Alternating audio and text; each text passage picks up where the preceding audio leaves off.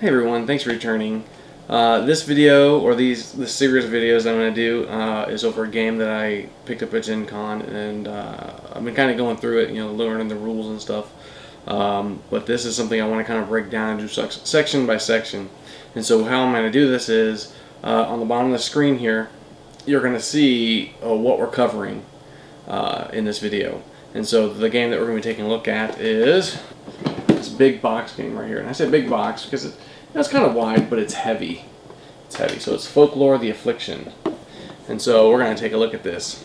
So I am going to do a review at the end of all these videos as I go through the rules and the components and character building and yada yada yada. Okay. And so let's take this on the table. Right, so I got this all set up for a skirmish. And so I'm just going to kind of read through the rules and explain it as I go through it. Make sure I don't miss anything. Here's some general skirmish rules. During a skirmish, the following should be considered. Characters may use items during their turn. Certain abilities may be used, although only those that require an attack roll can reduce the skirmish's counter unless otherwise noted. You cannot change equipped weapons during a skirmish or trade with other characters. Devastating strikes and faults. For skirmish combat, devastating strikes and faults, and then it tells you to go to page 25 in the counter section, has the following effects. Creature attack. Devastating strike. The character that was hit loses their next turn. A devastating fault. Reduce the skirmish counter by 1. And then character attack. Devastating strike. Reduce the skirmish counter by 2 instead of 1. Devastating fault, like in an encounter, the weapon used is considered broken and unusable until it is repaired by a tinkerer in town. If a character has a fault when not using a weapon, they lose their next turn. And so a devastating strike will be rolling 100% on a percentile dice. Or the devastating fault would be rolling a 1.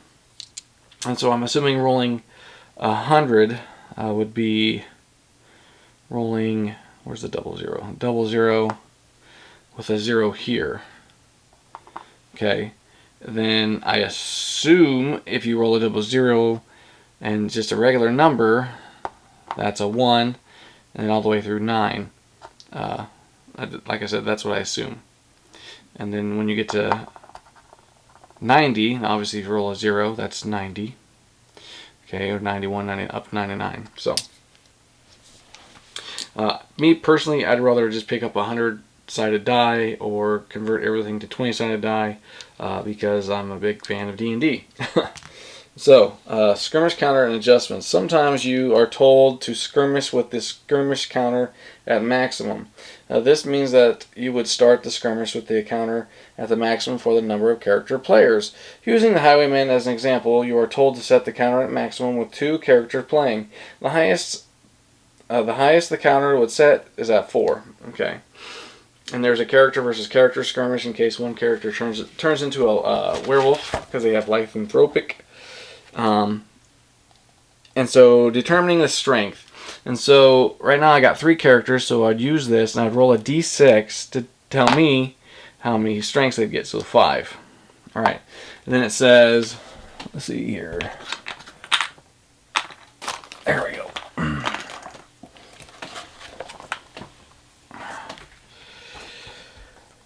Place skirmish counter marker, so I just did that because that's a skirmish counter marker. Attack or defend. At the beginning of each round, all characters choose to attack or defend a specific creature by placing their character skirmish token next to their target. So I'm assuming that's what these are.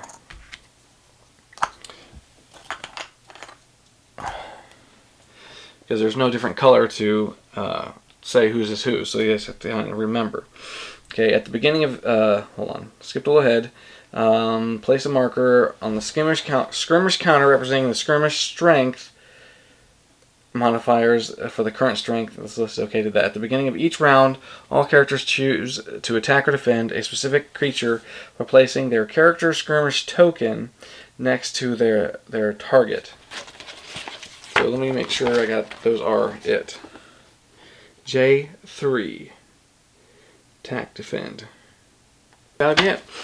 Alright, so let's say the exorcist is going to defend. So he'll put that there for defense. The archaeologist will attack, and then the witch hunter will attack. Okay, and so when someone defends, they get a +10 defense and -10 might. Okay, attack. You attack your target creature during your turn. And so let's say the leader is the archaeologist, so he'll go first. Okay, so he'll roll. Actually, hold on. I don't want to get too far ahead. I think the creature goes first. Okay, so I did that. Set up my markers like that. If there are multiple skirmishing creatures or afflicted characters, such as those that are lycanthropic, characters must choose who they will attack. Okay. It says first, the controller rolls the character's attack dice percentile. So the leader. Like I said before, always has the last say. The person to their left will be the one controlling the creature. Then either the person to the right or someone else will be being the narrator until the first player leader token is moved, which is a moon-looking token, which I am not sure where I put it. Oh, there it is. So this is the leader token. So day and night. And so the creature is going to go first. So they are going to roll as the creature's attack dice percentile, applies any modifiers from the skirmish counter. And so right now it says +5 might on the skirmish card from where this is at. Okay. This score is compared to each character's defense. So they're attacking all of them. So there's a 23. His defense here on the Exorcist is 36, but he gets also the +10, so that was a miss. And then the 36 here and 38 there. So those were all misses. If it is equal to or greater than, they would be a hit, but they weren't. If skirmishing with multiple creatures, they each get an attack against all creatures, or all characters. Sorry. Those hit by the creatures would be affected by the skirmish power. So let's say I would have rolled I'll put this on 40. So 43. Okay. These characters would have been hit. Okay. And then there's the skirmish power here. It says lose 2d6 Vita. You may spend up to 2 power points to resist 1d6 Vita or damage. And so, if I would have been hit, I would take 2d6s. If I have another one. If I did, oh yeah, here it is. So it would be 5. But then if I would spend, the 2 power points, then I could resist 1d6 damage. So 5, roll, I block 3. All right, and skirmish multiple creatures. Okay, did that. And then it's the character's turn. Each character makes their own rolls for damage and status effect. Oh, okay. So, after the creature attacks all the heroes, they're all the characters, each character would roll for damage. I hope you guys can see. I'll try to zoom in a little bit better onto the skirmish card.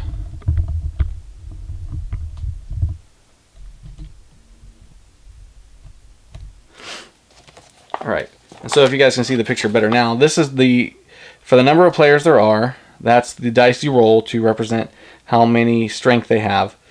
And this is the skirmish token here. It's got the little melee blood X symbol thing here. And this would move when they get attacked, which I'm getting ready to show. Okay.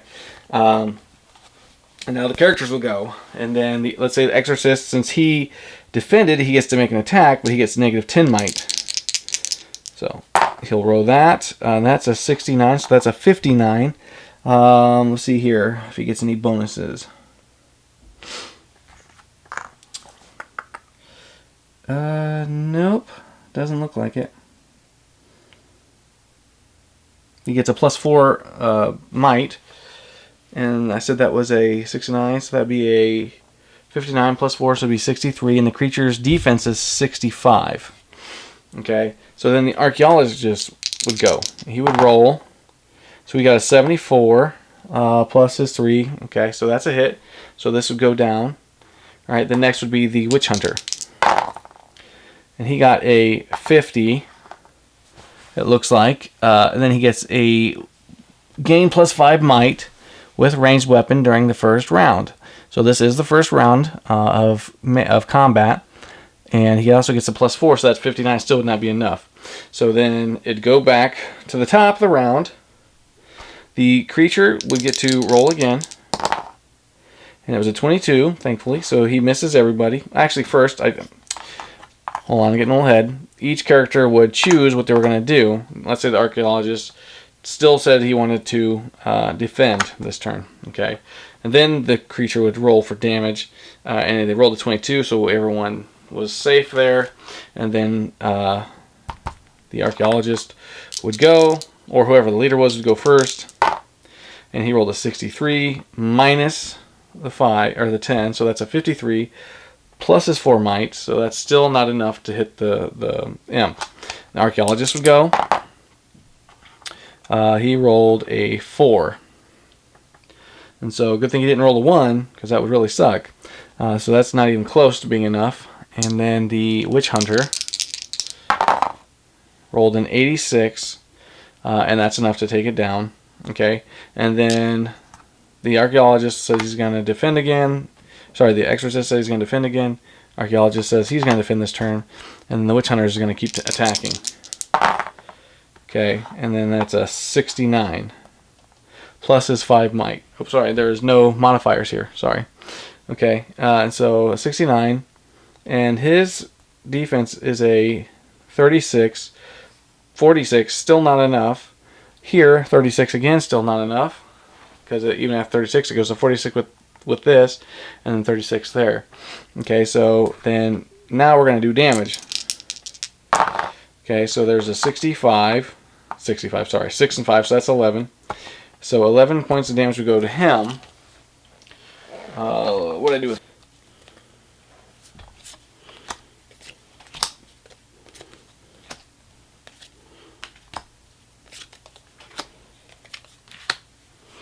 As you can see here on the board, I didn't have the hit point tracker set up yet, but I do now. There's not a whole lot of room for me on this table. I'm upstairs because my family's home, obviously, and I have a little one that makes a lot of noise, and I really wanted to get this video done today. And so, I'm trying to put everything where it needs to be. And so, he has 23. And the hero's Vita tracker is here, and then you have the red arrow point to the number of defense, or sorry, not defense, Vita they start with. So 22. And then his was, or is, 21. Alright. And so he rolled 11, and he could spend 2 power points to reduce it by 1d6. And so let's say he does that. So now he goes down to 3 power points. And he's got 11, so he's going to roll 1d6 to get down 3, and so that would make it 8. So he's only going to take 8. So he'd go from 22 down to 16 points of damage. Okay, and then the archaeologist, which I named him Senor Belmont, so 6. And he'll just go ahead and take the 6. So he goes from 23 down to 17. And then the witch hunter rolls separately too. He got a 9. So let's say he reduces his power points by 2 and goes down to 3. Make sure he gets... Yeah, he's got 5 power points. Oops. I had a 6 and a 3. So let's see if I can reduce some of it. So he reduced it by 5, so he's only going to take 4. So he goes from 21 down to 17. And I think this tracking system is kind of neat. You don't have to really add a bunch of dice, or not dice, add a bunch of tokens to a character, or keep track of it by using dice, or it's just a simple little card with these numbers on it, with an arrow pointing to how much life. But if it gets bumped, you're not paying attention. I can see how that's a problem. It'd be cool if the character cards were on a base that had like a rotating dial. That would be really cool. Maybe if I get my 3D printer up and running again, maybe I'll do something like that. Okay, and then all the characters would get to attack again.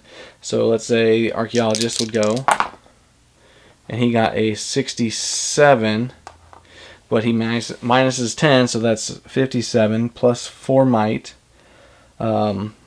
His prayer here is more of a healing prayer, so I don't want to mess with that. So that's not enough to take out this imp, and then the archaeologist will do it. He got 57, but he also minus 10, so that's not enough. Then there's the witch hunter. He got an 86 plus his bonuses, and so he's going to take it down 1. All right, and then if you notice here on this imp, on the skirmish tracker, depending on what the story is, there are indicators if it's a dusk, twilight, midnight, or nightmare, and these pluses will be told how that works in the rule book. So, like for instance, if I can find that section really quick. Dusk characters who have completed 0 to 1 stories. And if I go to the character sheet there, on a 6, it says might-based story difficulty. Okay, so that's the might that it would actually get. So it gets this bonus here for might, which I wasn't doing, and then this might when it's on 4 or 5. So now I know, and now you know. So these are might, because it says might right there. Duh. And then these. So pay attention. I'm learning. And so the imp is attacking. But first, before I do that, let's say all the characters said, I'm tired of this imp. We're all going to attack. So the imp will attack. So 21 plus his 5. Still not enough for anybody.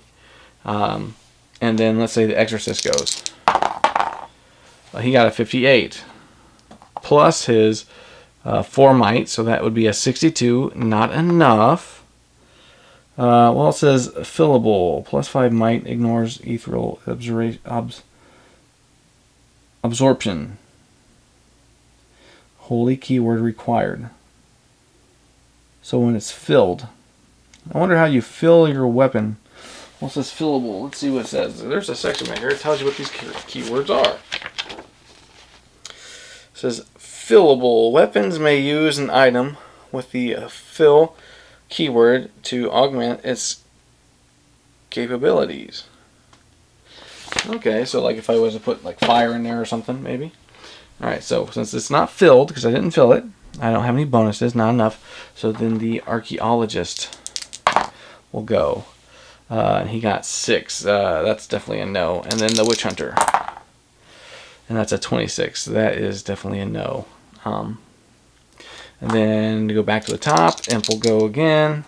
But first, we have to indicate who's attacking. So let's say all these guys decide they're going to attack. Imp attacks. He's got 72. Okay, the exorcist is taking 8 points of damage. So he's on, I can't remember if he was on 14. So he's going to take 8. So he's going to go down to 6 points of damage. And then the archaeologist is going to take 5 points of damage. So he's on 18. So he's going to go down to 13. And then the witch hunter is going to take 3 points of damage. He's going to go down to 11. Okay. Now the exorcist is getting ticked off. He says, man, we got to get rid of these guys. And I could be using some of these abilities, but I'm choosing not to. And so 71, that's definitely a hit there. And then the archaeologist would go, and 87, so now the creature is dead. Every person would get 8 coins as a reward. Also, if I was to use the exorcist's powers, I could have been healing, because like this would only cost me 1 power point, and it has multiple uses, infinite number of uses. It's a melee, so I have to be next to something or a creature, and then this is anytime, so even on another player's turn. Restore 4 Vita to yourself or an adjacent ally, usable during a skirmish. So, alright, so that's how you complete a skirmish. And obviously I'm not playing the game yet. I'm only going through components of the game and rules of the game. And so if there's something I missed, go ahead and comment down below. If you have any questions about the rules and how things were played, comment down below. Again, it's always important to keep the Vita trackers and the PowerPoint trackers next to your characters. when you play a game. Obviously I didn't, because I was only set up for the skirmish. I forgot to set those up, but I got those there. And then always read the might, because I was only focused on this down here. Completely missed the might, but I did see the dusk, twilight, midnight, and nightmare. But yeah, those are the bonuses to the story that indicate what kind of story it is, and that's the difficulty level. So nightmare is really hard. No, that's a plus 20 to its might, so good luck. But stay tuned for more videos as I go through Folklore, leading up to a playthrough and review. Again, thanks for watching. See you next time.